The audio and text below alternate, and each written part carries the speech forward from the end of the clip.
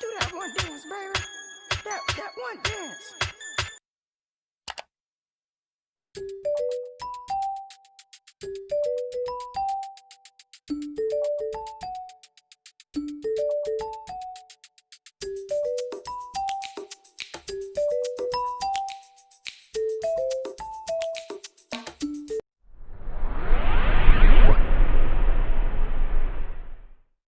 Assalamualaikum warahmatullahi wabarakatuh.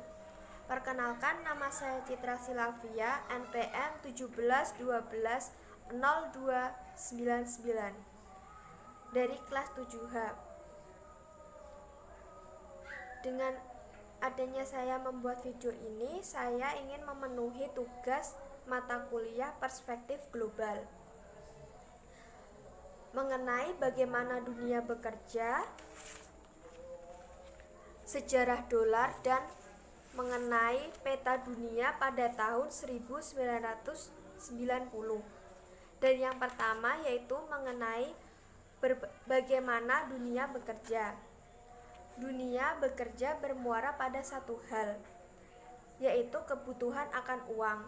Untuk memahami cara kerja dunia, kita harus memahami cara kerja uang yang meresapi kehidupan kita sampai titik terdalam, yaitu ada pembunuhan, perang, perampokan, korupsi, ketamakan, penindasan, kesewenangan, semua berakhir pada satu benda, yaitu uang. Uang diciptakan untuk mengganti sistem barter yang kadangkala tidak bisa diukur secara adil dan menyeluruh. Penciptaan uang sebenarnya bertujuan sangat baik dan komprehensif. Simpelnya begini, jika uang dicetak berdasarkan pengukuran logam mulia yang ada, yaitu emas, uang yang dicetak melebihi emas yang disimpan. Masyarakat tidak pernah tahu berapa emas yang disimpan di bank, sehingga bank secara leluasa mencetak uang tanpa memperhatikan adanya emas.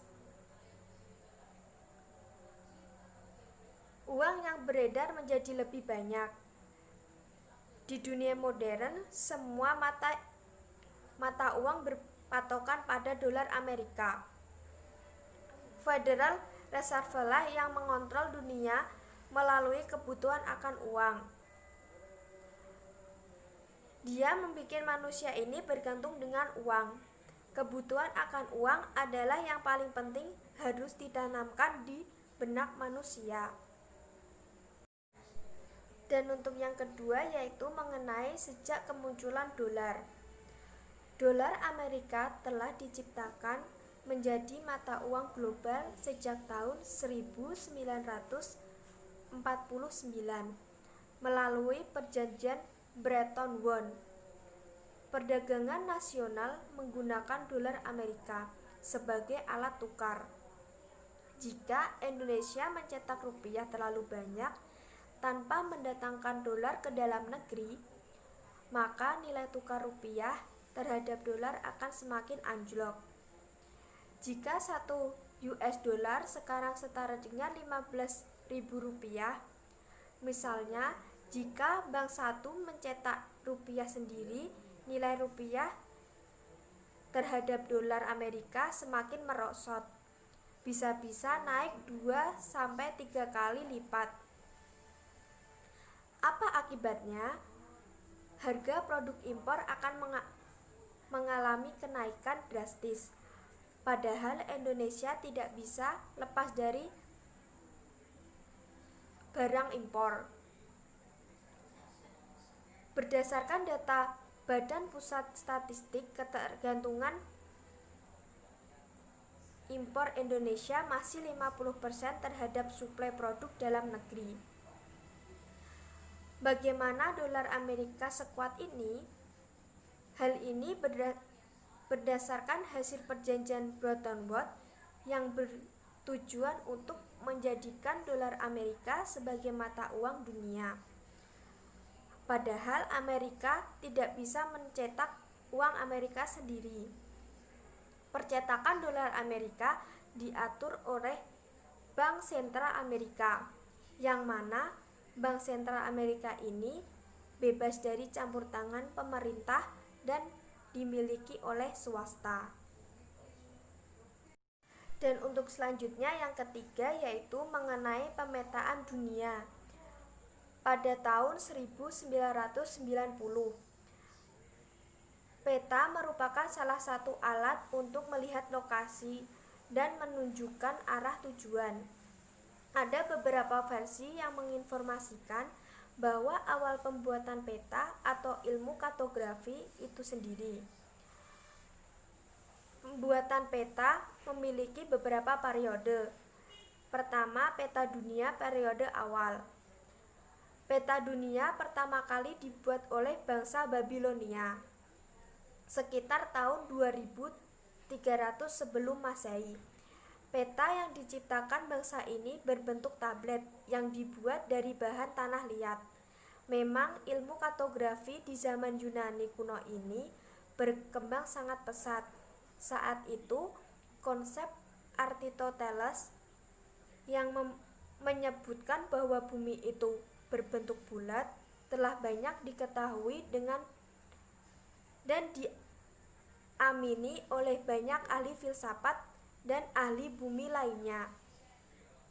Meski tak banyak yang berhasil membuktikan kebenaran konsep Aristoteles tersebut, namun sangat sedikit orang yang meragukan konsep tersebut.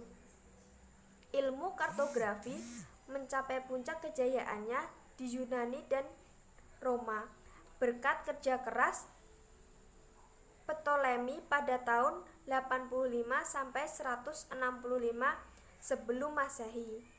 Dia berhasil menciptakan sebuah peta dunia yang digambarkan berdasarkan pembagian garis lintang. Yang kedua, peta dunia periode pertengahan. Selama periode pertengahan, peta-peta dunia khususnya peta-peta wilayah Eropa sangat didominasi oleh pengaruh dan arah pandang agama. Peta yang berkembang pada masa pertengahan ini disebut dengan peta Tau. Pada peta ini, Yerusalem dilukiskan di tengah-tengah bagian timur yang berorientase pada bagian atas peta. Pemahaman mengenai bentuk bumi yang bulat secara perlahan mulai mengalami perkembangan. Terlebih saat bangsa Viking melakukan penjelajahan di utara Atlantik abad ke-12. Pada periode ini, perkembangan kartografi semakin mengalami kemajuan dan banyak peta dunia yang ditulis tangan oleh bangsa-bangsa yang berada di wilayah Arab dan Mediterania. Dan untuk periode peta yang ketiga yaitu peta dunia periode kejayaan. Ilmu kartografi mengalami kejayaannya pada abad ke-15. Kejayaan ilmu ini diawali dengan penemuan alat pembuat peta.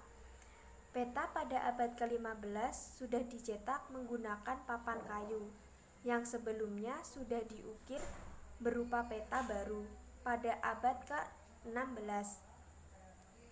Alat cetak yang terbuat dari tembaga mulia bermunculan.